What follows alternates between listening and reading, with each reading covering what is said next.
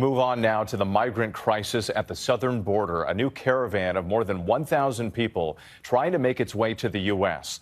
New busloads of migrants arriving in several American cities, including New York, where the mayor is pushing back against Texas Governor Greg Abbott, at the same time demanding federal help. ABC's Trevor Ault here in New York.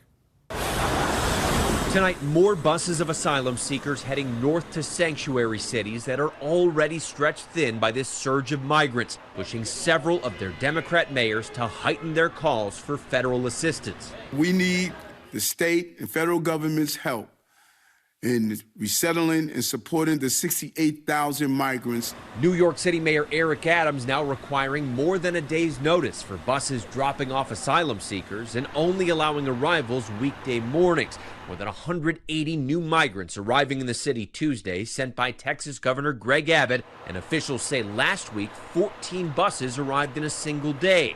In Denver, more than 4,000 asylum seekers are now in the city's shelters. That's 10 times the number they had just 6 months ago. We need Congress to help by expanding that work authorization, approving those federal dollars, and helping us create a plan for coordinated entry of migrants. A bipartisan group of senators working remotely over the holidays have spent weeks attempting to hammer out a deal for heightened border security.